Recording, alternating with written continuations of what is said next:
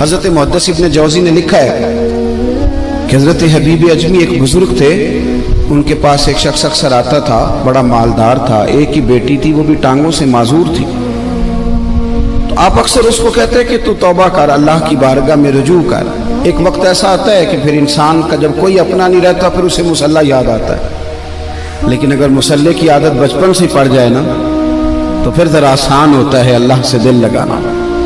وہ اکثر آپ اس کو کہتے ہیں کہ ٹھیک ہو جائے کہ تو بیٹی ہے، وہ بھی بیچاری معذور ہے، تو کہاں دولت لے جائے۔ آج کرتا ہوں، ہم تاریخیں دیتے رہتے ہیں نا اللہ تعالیٰ کو معاذ اللہ کہ رمضان سے میں نے نیک ہو جانا ہے، عمرہ کر کے آؤں گا تو پھر میں پکا نمازی ہوں۔ خدا کے بندو، کس نے تجھے بتایا کہ رمضان تک تو زندہ رہے گا؟ کس نے خبر کی کہ عمرہ کرنے تک تو بچے گا؟ حضرت حبیب اجمی اس کو کہتے تو کہتا بڑی جلدی ٹھیک ہو جاؤں گا۔ ایک دن سویرے سویرے توبہ کرنے آ گیا۔ آپ نے فرمایا کیا ہوا؟ تو کہنے لگا حضرت جی کل ایک 15 سال کا نوجوان ملا ہے اور مجھے توبہ کرا گیا۔ مزہ ہی اس عمر میں اللہ اللہ کرنے کا، نبی کریم سے محبت بھی کرنی ہو تو یہی عمر ہے۔ عشق لگا سی کھیڈاں کھیڈ دینی تے پھر مینوں کھیڈاں بھول بھول گئیاں، کجل پایا سی میں یار دے ویکھنے نو، پھر او دی یاد وچ روندیاں ہی ڈل گئیاں۔ حیدر شاہ اس گلی کدے نہ رول پر ہن تے رول گئیاں۔ جن لوگوں نے ابو جہل کو قتل کیا تھا ان کی عمریں بھی 15 سال تھی۔ ہم تو بڑے ہی نہیں نہ ہوتے ساری زندگی، نہ ہمیں کو بڑا ہونے دیتا ہے، ہم بڑے ہی نہیں ہوتے، یہی تو عمر ہے کچھ کر گزرنے کی۔ 15 سال کا نوجوان توبہ کرا گیا تو حضرت حبیب اجمی کہنے لگے وہ کیسے؟ کہنے لگا حضرت جی میں کل منڈی گیا تھا، مجھے کچھ سامان خریدنا تھا، تو بغداد کے بازار سے میں نے مچھلی خرید لی 10 کلو، باقی بھی سامان تو اب خود لے جا نہیں سکتا تھا۔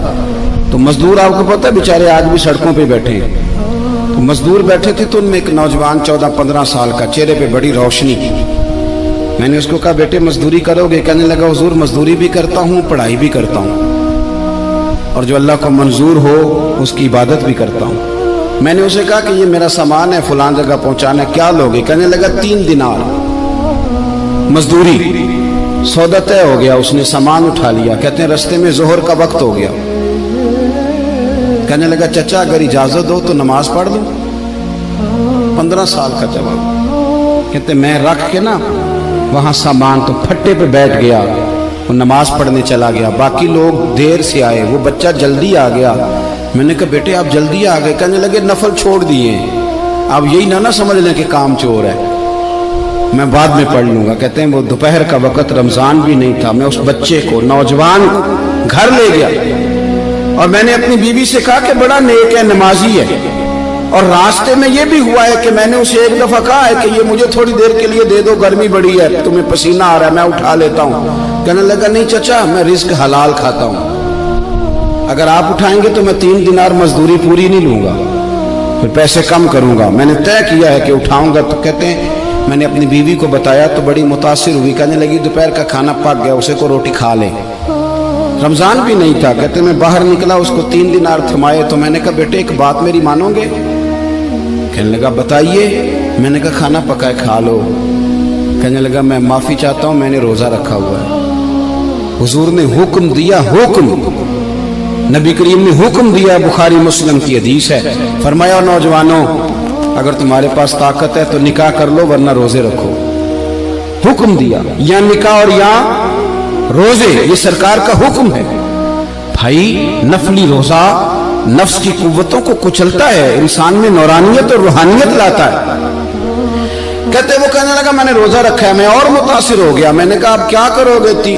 کہیں اور جانا ہے؟ کہنے لگا نہیں، میں جس دن 3 دینار کما لیتا ہوں پھر میں مزید لالچ نہیں کرتا، باقی وقت یا قرآن مجید پڑھتا رہتا ہوں یا نبی پاک پہ درود شریف پڑھتا رہتا ہوں۔ آپ بتائیں؟ تو میں نے کہا کہ افطار میرے ساتھ کر لو۔ کہتے ہیں میں اسے مسجد چھوڑ آیا اور خود میں لوٹ آیا، افطار کے بعد میں اسے لایا، کھانا کھلایا، عشاء پڑھی، اس کا گھر دور تھا، میں نے ڈرائنگ روم کھول دیا، بیٹھک کھول دی، وہیں وہ سو گیا۔ میری 20 سال کی معذور بچی کبھی چل نہیں سکتی تھی، کوئی طبیب کوئی حکیم میں نے چھوڑا نہیں تھا جس کو دکھایا نہ ہو، ایک ہی بیٹی وہ بھی معذور پیدائشی۔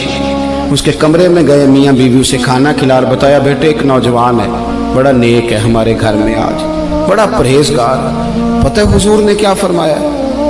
نبی کریم فرماتے ہیں جب نوجوان اٹھ کے تہجد پڑھتا ہے نا، نوجوان تو اللہ فرشتوں کے سامنے اس نوجوان پر فخر فرماتا ہے.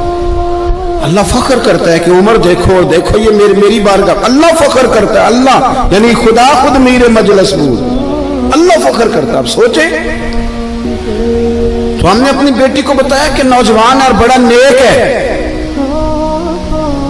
تو کہتے ہیں وہ کھانا کھلا کے ہم واپس آ گئے. آدھی رات کا وقت ہوا تو دروازے پہ دستک ہوئی. بچی اپنے کمرے میں سو رہی تھی, ہم اپنے کمرے میں, وہ بیٹھک میں. گھبرا کے اٹھے کہ اس وقت کون ہے دروازے پہ؟ تو بیٹی کہنے لگی ابا دروازہ تو کھولنا. کہتے ہیں دروازہ کھولا تو 20 سال ہو گئے تھے بیٹی کو, کبھی اس نے چل کے نہیں دکھایا تھا, کبھی دوڑ کے ادھر جاتی کبھی ادھر آتی. کہتی الحمدللہ اللہ نے میری ٹانگیں ٹھیک کر دی. ہم دونوں رونے لگے, اے اللہ تو کتنا کریم ہے, کیسے ہوا بیٹے سارا کچھ؟ بیٹی کہنے لگی ابا آپ نے کہا تھا نا کہ نیک نوجوان آیا ہے, تو میرے دل میں خیال آیا اللہ اگر واقعی نیک ہے تو اس کے صدقے مجھے شفا ہی دے دے. یا ایھا الذین آمنوا اتقوا اللہ وابتغوا الیہ الوسیلہ. تو کہنے لگی ابھی میری دعا بھی پوری نہیں ہوئی تو رب کریم نے فضل کیا ہے اور مجھے شفا عطا کر دی. کہتے ہم دوڑ کے اس کے کمرے میں گئے, اور جب ہم نے ہاتھ رکھا تو دروازہ پہلے سے کھلا تھا, ایک خط چھوڑ گیا تھا. آج کل کے پیر کی کرامت ہوتی تو فیس بک پہ دے دیتا, باقیوں کو بھی ذرا پتہ چلے. کہتے ہیں وہ خط چھوڑ گیا اپنے بستر پہ کہ اگر تم لوگوں کو مجھ سے محبت ہو گئی ہے تو میرے پیچھے نہ دوڑنا, اس رب کی بارگاہ میں جھکنا جس رب نے میرے اوپر بھی فضل فرمایا ہے اور آپ پر بھی کرم فرمایا ہے. میرے نوجوان دوستو, یہ جو بچپنا ہمیں لوگ کہتے ہیں نا ابھی بچے ہو, ابھی جب آپ بالغ ہو گئے تو نماز فرض ہو گئی, سچ بولنا ضروری ہو گیا, رزق حلال کھانا ضروری ہو گیا, شریعت ساری کی ساری لاگو ہو گئی. ایک تو درگزر سے کام نہیں, دوسرا اپنی زندگی کے اندر خواہشات کو چھوڑیں. سادہ کھانا تو ویسے انسان کو تندرست رکھتا ہے. یہ جو چکر ہم نے ڈالا ہوا ہے نا مرضیاں کرنے کا, اب موٹر سائیکل بالکل اچھی بھلی ہوتی ہے پر سفارش یہ ہے کہ ماڈل پرانا ہو گیا ہے.